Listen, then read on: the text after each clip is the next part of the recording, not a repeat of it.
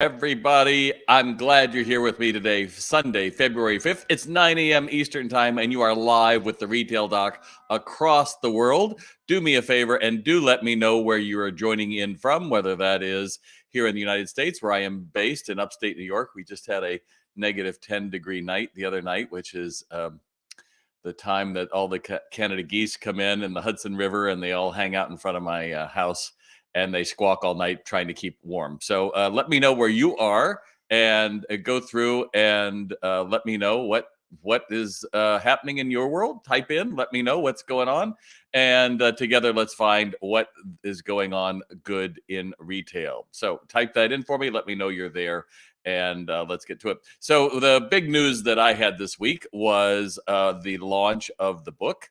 And yes, if you have not seen it yet, good morning, John. The digital version is out now, 69 proven ways to build your retail store sales. It is a digital version, which means that you will go through and click the links to read more. I was reading a book called Strategic what is it? It's called Smart Brevity. I have it right here, Smart Brevity. And it is scary how little we read and want to do anything anymore. And so what I have done is I've taken all of my cartoons. There's about, I don't know, well, there's 69 of them. That's the title. And each one I tell you what to do, why to do it. If you want to go deeper, you'll just click the link and you can go read a lot more. It seems like a much easier way. So I sat down to actually go through and write a book, it was just like, who wants to read a 190-page book again? Nobody wants to.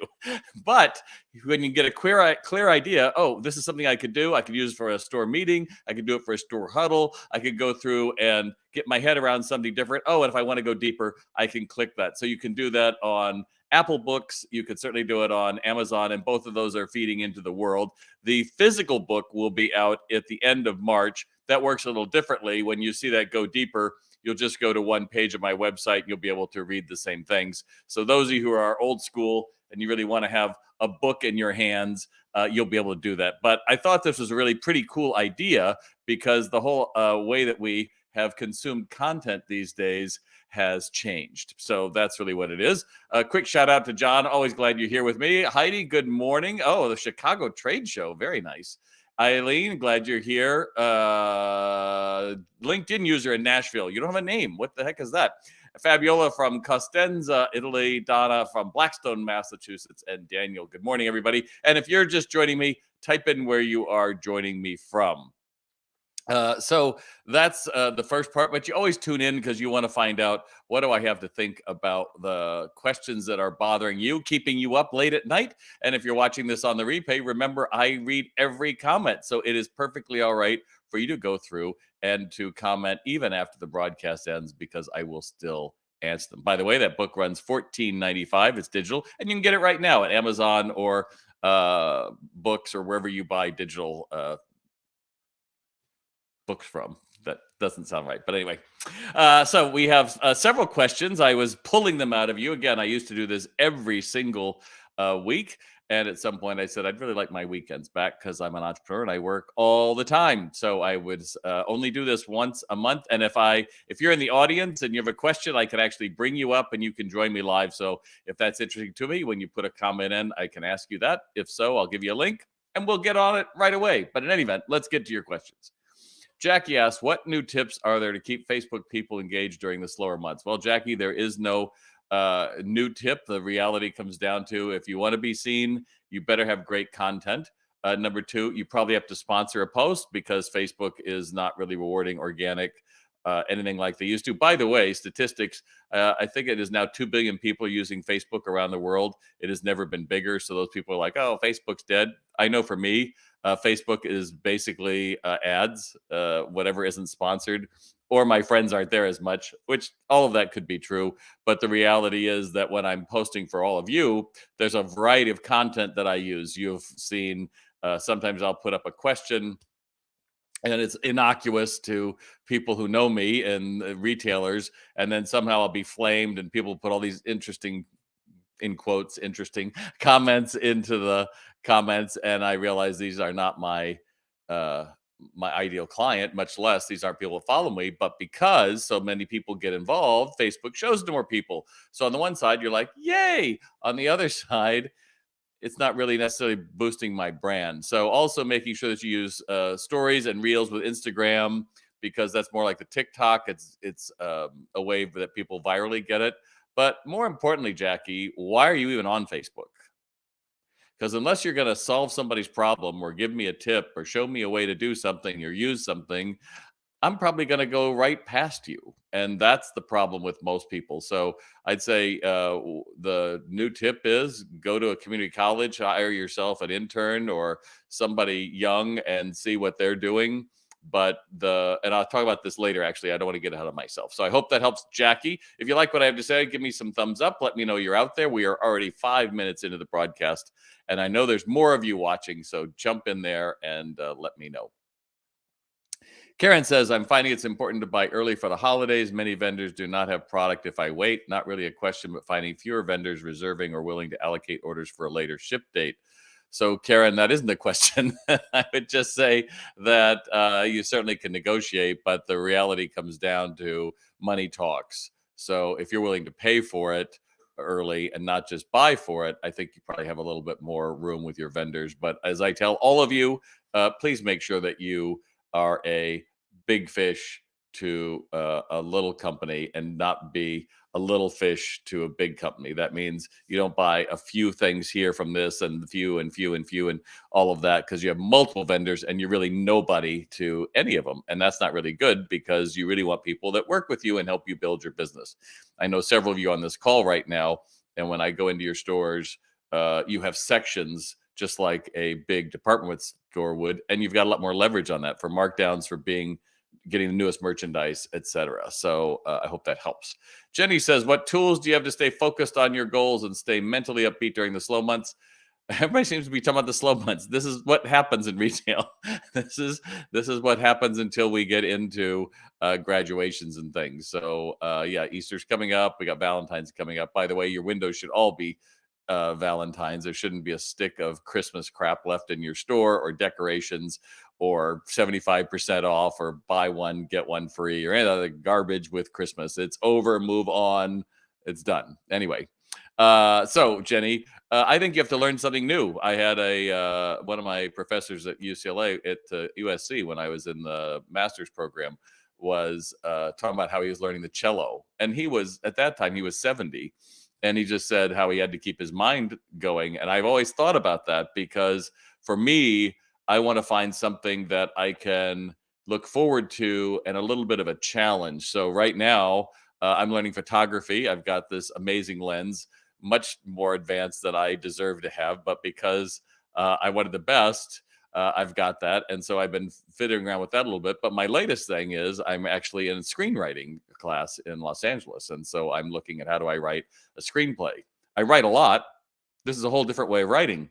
And screenplays are not like novels where you write pages and pages of detail and then there's some dialogue. It's like it's all dialogue and you leave a lot to interpretation for a director. So it's making my mind work in a very different way and using all that it does. And that's what I look forward to doing. So I just say find something different, not like, oh, I'm going to go and learn SEO tricks. That's not going to get you forward. The thing that is something different that the mind is learning, then it craves it and it wants to find out, oh, look, I met with success at that. Like, I was able to write one scene and I had the resolution. I had my protagonist. The whole thing was like, yay, that's very small. And when you realize a screenplay, a sitcom is 50 to 60 pages, and you look at it, you say, well, I've only got a paragraph. It's like, great, I'm just starting out. So that's what I would look at, Jenny. Let the mind have to learn something. Of course, Sales RX, my online retail sales training program, would be an ideal thing for you to learn as well, because you might as well learn how to best convert more lookers to buyers. But you know me, that I'm always going to get that into one of my lives.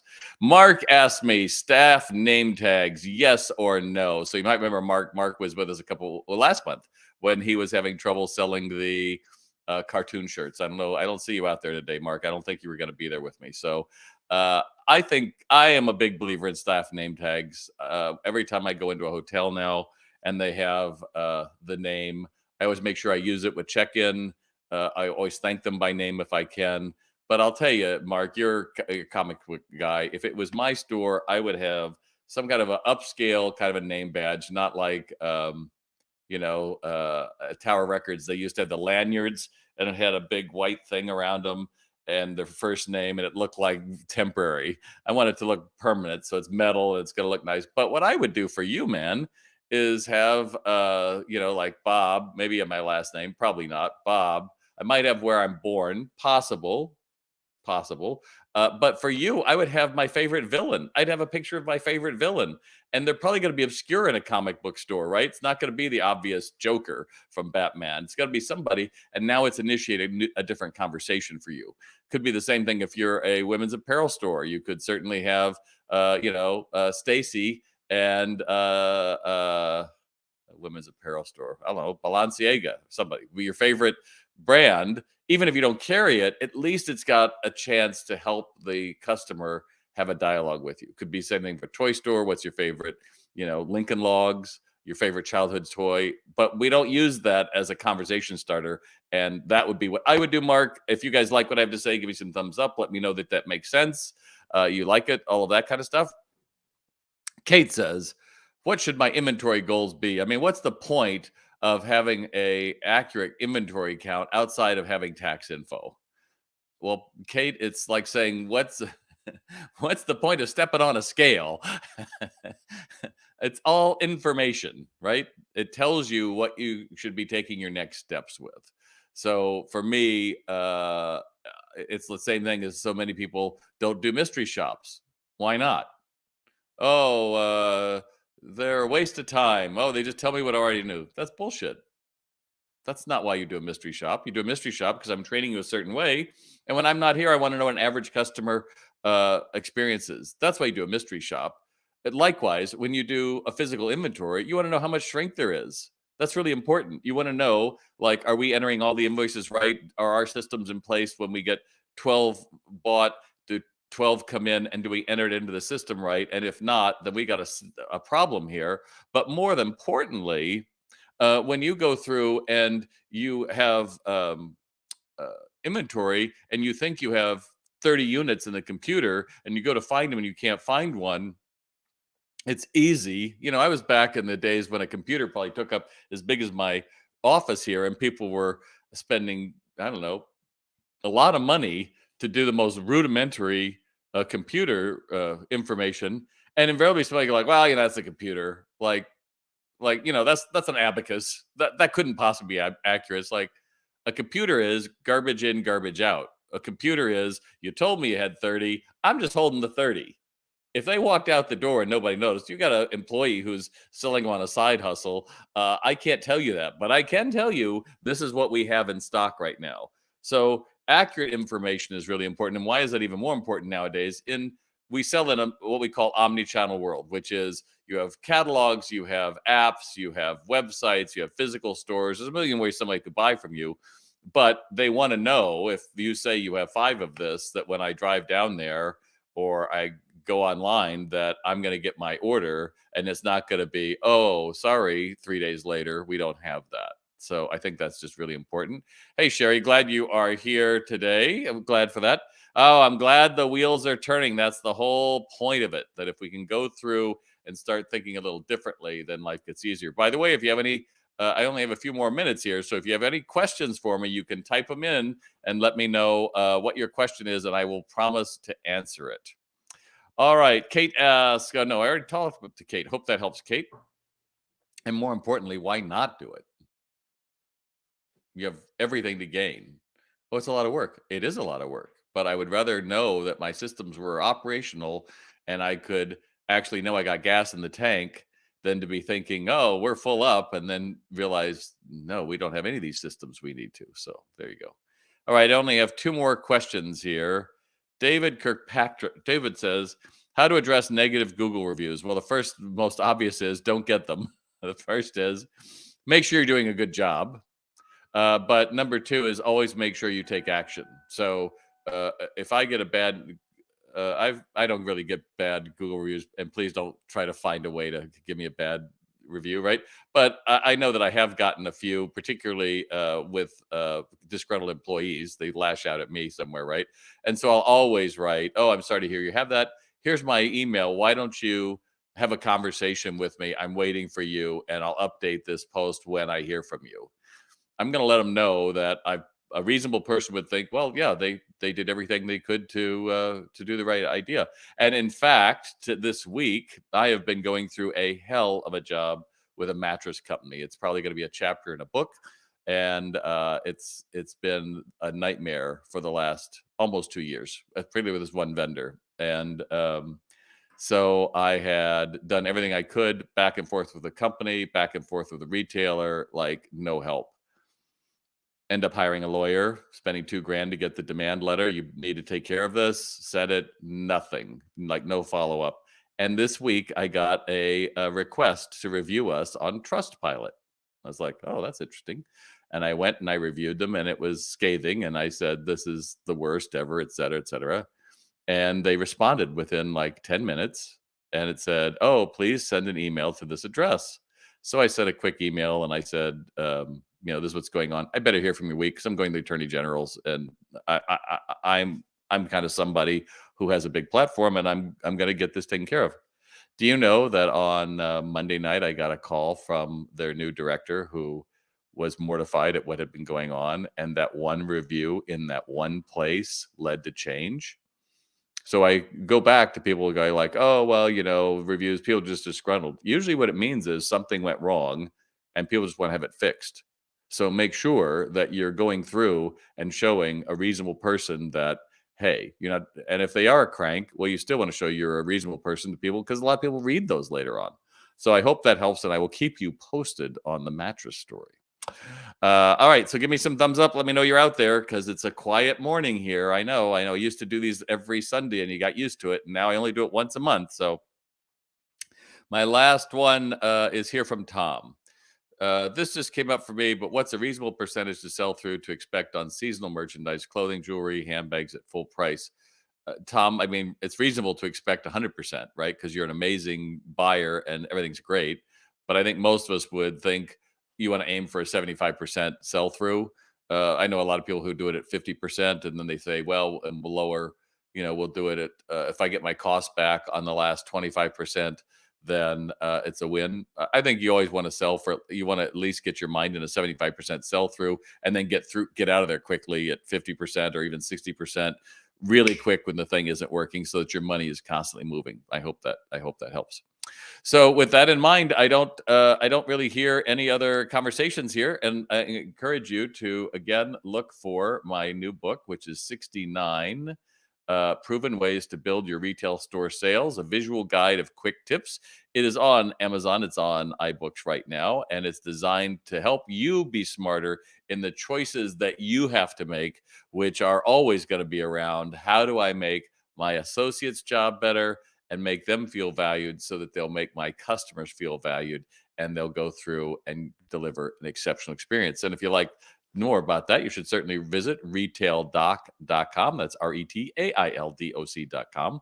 And check out the blog, check out my online retail sales training program. We're literally training tens of thousands of people around the world how to engage a stranger, discover the shopper, and yes, make the sale with the add-on. I'm Bob Phibbs, the Retail Doc. Thanks for joining me, and I will see you next month, the first Sunday of the month, when I think I'm in San Antonio that week. So I look forward to seeing you then. Bye.